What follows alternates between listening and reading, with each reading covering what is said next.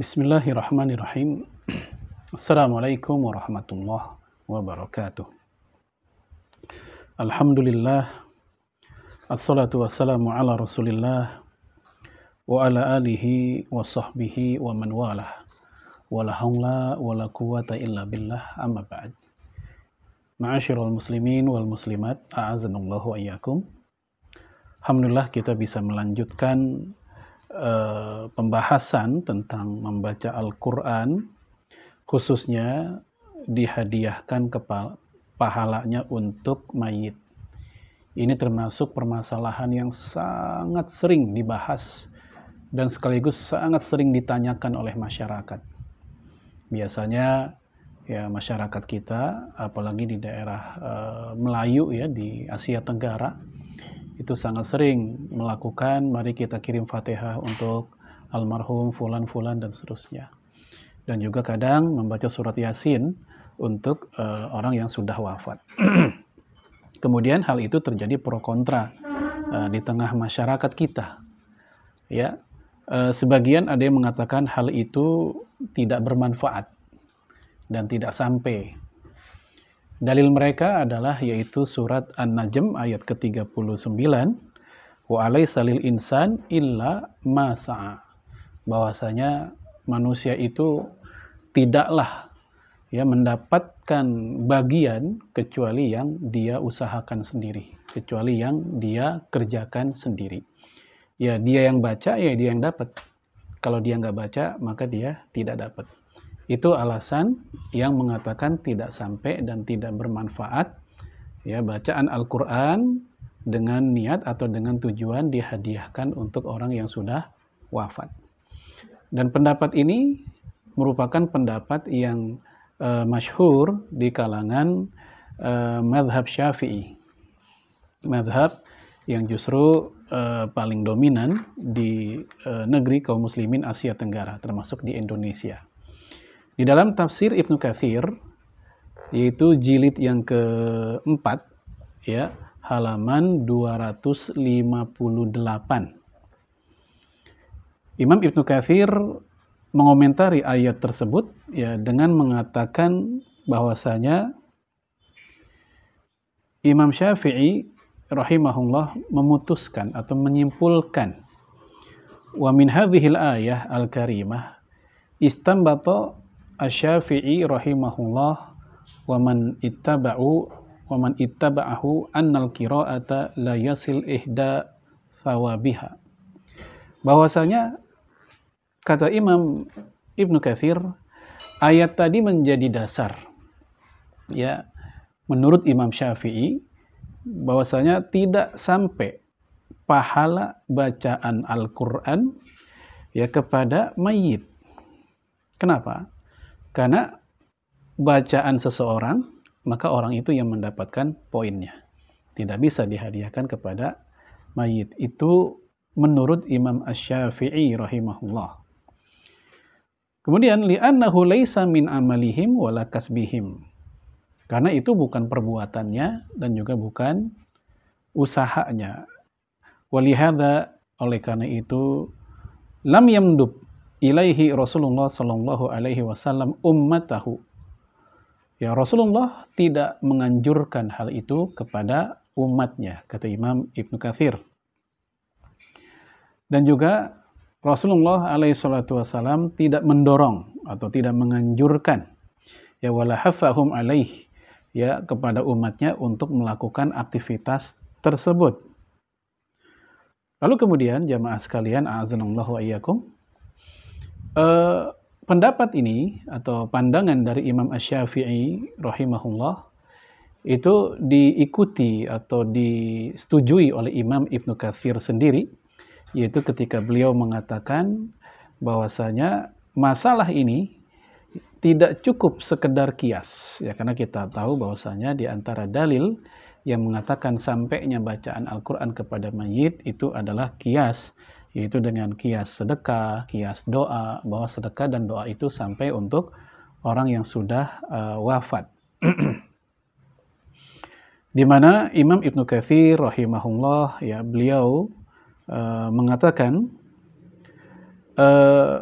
Wa babul qurbat, bab tentang ketaatan, yuktasaru fihi ala nusus, hendaknya ya membatasi pada dalil-dalil.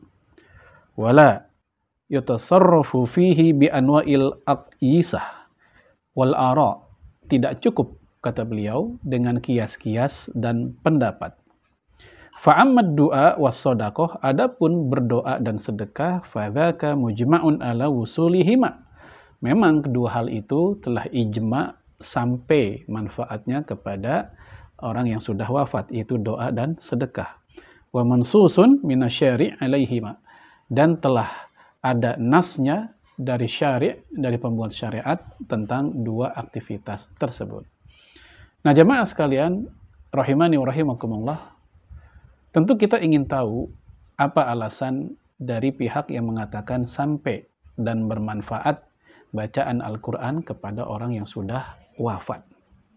Ya, tadi kita ambil dari tafsir Ibnu Katsir. Sekarang kita coba dari tafsir Imam Al-Qurtubi. Di dalam tafsir Imam Al-Qurtubi, Imam Al-Qurtubi ketika membahas surat An-Najm ayat 39, ya, beliau mengutip dari Ibnu Abbas, ruwiya an Ibni Abbas annaha mansukhah. Diriwayatkan dari Ibnu Abbas bahwasanya surat An-Najm ayat 39 secara value, secara nilai hukum dia sudah terhapus. Ya, dengan kata lain, wa alaysa lil insan illa ma sa'a, itu sudah tidak berlaku bahwa manusia mendapatkan poin sesuai dengan apa yang dia kerjakan sendiri, itu sudah tidak berlaku. Oleh apa? Ayat mana yang menghapus ayat tersebut? Yaitu surat At-Tur ayat 21. Yaitu ketika Allah berfirman, walladzina amanu wa taba'athum dzurriyyatuhum imanin alhaqna bihim dzurriyyatahum. Bahwasanya orang-orang beriman, ya, dan orang-orang yang mengikuti mereka dari kalangan keturunannya, ya, maka keimanan mereka itu juga bermanfaat bagi keturunan mereka itu. Nah, inilah ayat yang menunjukkan bahwa setiap manusia hanya mendapatkan poin tergantung apa yang dia kerjakan, itu telah terhapus oleh ayat ini. Sehingga bagi pihak yang mengatakan sah dan sampai bacaan Quran, baik Al-Fatihah atau Yasin, untuk orang yang sudah wafat, bagi mereka itu lebih kuat. Karena berhujjah dengan wa alaysa lil insan illa ma sa'a, yang dianggap hujjah yang lemah.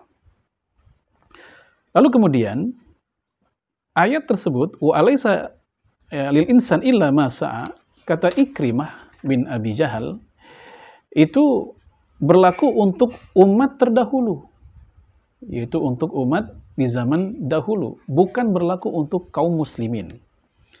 Ya, seperti yang disebutkan oleh Imam Ali Al-Qari, bahwasanya itu berlaku untuk manusia yang hidup pada zaman ya sebelum Nabi Muhammad SAW, tidak berlaku untuk zaman kita. Demikian juga yang dikatakan oleh Ar-Rabi' bin Anas.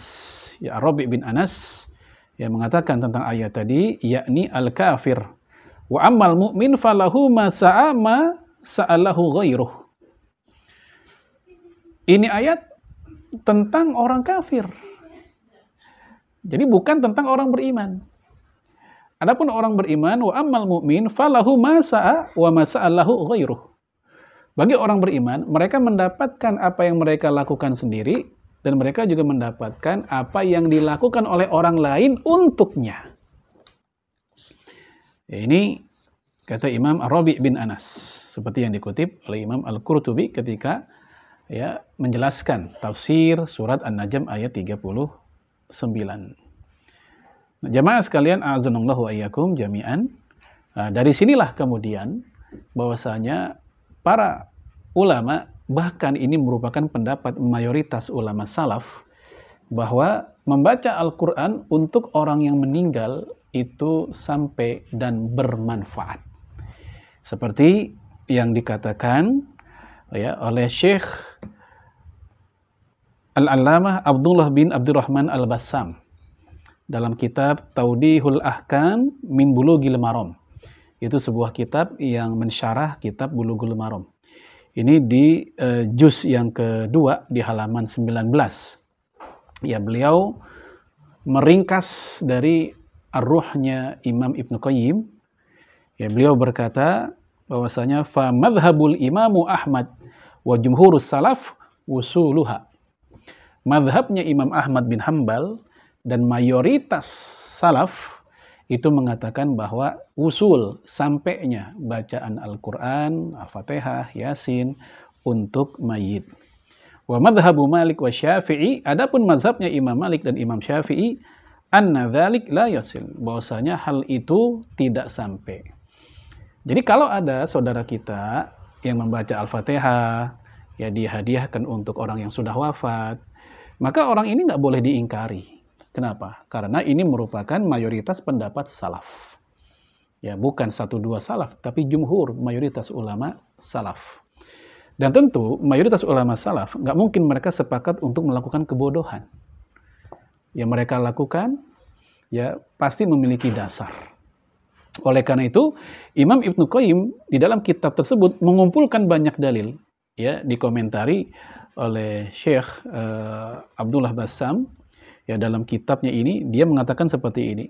Ya, wasahhaha usulus tsawabi jami'il qurbi wal a'mali shalihah ilal mayyit.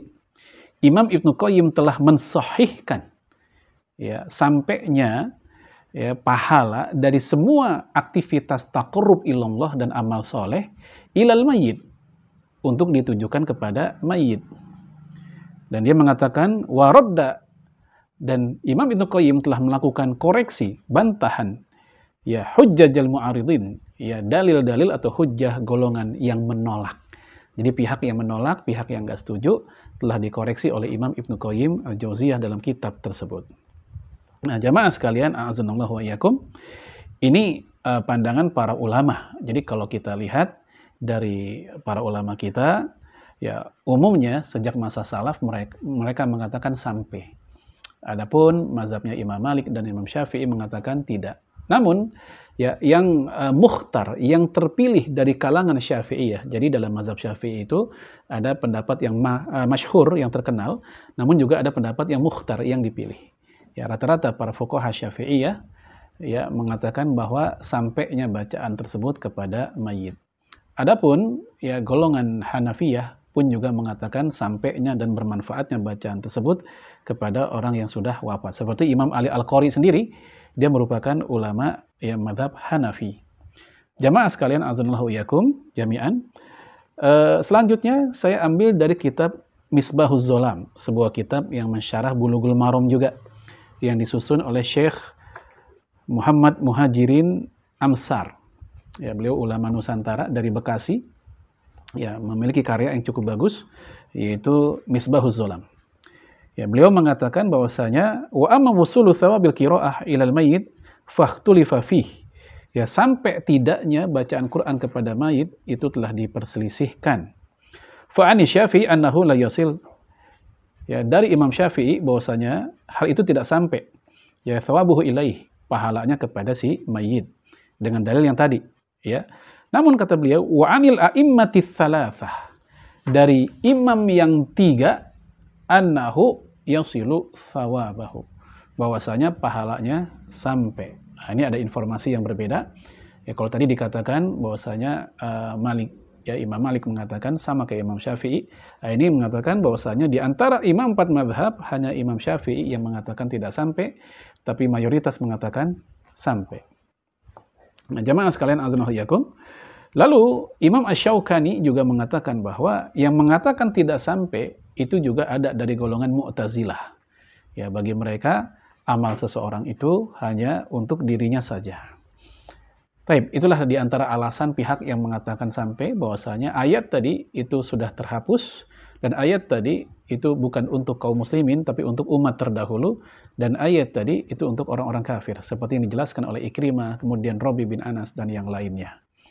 Adapun ada pandangan yang menengahi dua pandangan ini, yaitu dari Syekh Muhammad Al-Kharazi Al-Maliki. Kata beliau bahwasanya kalau kita setelah membaca Al-Quran lalu kita berdoa kepada Allah, Allahumma ausil sawaba hadza ila fulan, ya Allah sampaikanlah pahala membaca Quran ini untuk si fulan, maka itu merupakan jalan tengah di antara dua pendapat. Jadi tidak langsung meniatkan sampai, ya, karena itu kontroversi tadi. Tapi kalau berdoa, dua pihak ini sama-sama sepakat. Semua mazhab sepakat berdoa untuk orang meninggal itu sampai dan bermanfaat. Maka ketika isi doanya adalah, ya Allah, ya bacaan Quran saya ini sampaikanlah pahalanya untuk si fulan. Kata beliau, yang seperti ini disepakati oleh seluruh mazhab bahwasanya yang namanya berdoa untuk orang meninggal itu bermanfaat. Sebagai penutup, ya saya akan sampaikan salah satu pandangan ulama modern, ulama masa kini, yaitu Syekh Utsaimin rahimahullah. Ya, beliau justru mengatakan bahwa bacaan Quran untuk orang yang sudah wafat itu bermanfaat. Walaupun hal itu tidak disunnahkan, namun hal itu boleh dan bermanfaat.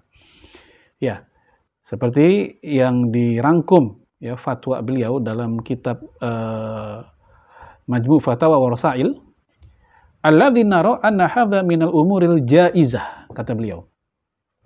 Kami pandang bahwasanya masalah ini perkara yang memang dibolehkan. Maksudnya menghadiahkan pahala tadi. Allati la yundab ila fi'liha. Walaupun memang hal ini kata beliau tidak dianjurkan. Ya, wa innama ya yundabu ila du'a lil mayyit wal istighfar lahu. Sesungguhnya yang dianjurkan adalah berdoa untuk mayit dan memohonkan ampun kepadanya. Wa ma asbabu dzalik, dan yang semisal itu. Mimma nas'alullaha ta'ala, ya dari apa-apa yang kita doa minta kepada Allah, ayanfa'ahu bihi, semoga itu bermanfaat bagi dia. Wa amma fi'lul ibadat wa ihda'uha, adapun melakukan aktivitas ibadah lalu menghadiahkannya, fahadza aqall ma fihi ayyakuna jaizan faqat. Minimal hal ini hanya boleh saja. Jadi kata beliau itu boleh. Ya, kalau kita baca Quran, ya apapun, kita niatin pahalanya untuk si fulan gitu. Kata beliau itu boleh, walaupun itu tidak dianjurkan. Ini pendapat Syekh Utsaimin rahimahullah dalam Majmu' Fatawa wa Rasail. Maka jamaah sekalian, semoga kedepannya kaum muslimin tidak lagi bersikap keras dalam masalah ini. Karena memang ini pro kontra fuqaha kita, para mazhab, ulama mazhab kita. Bahkan sejak masa salaf itu sudah terjadi dan mayoritas mengatakan bahwa hal itu dibolehkan dan sampai dan bermanfaat. Semoga kita bisa lebih berbesar hati atas perbedaan pendapat fikih. Semoga bermanfaat. Hadanallahu wa yakum ajma'in. Assalamualaikum warahmatullahi wabarakatuh.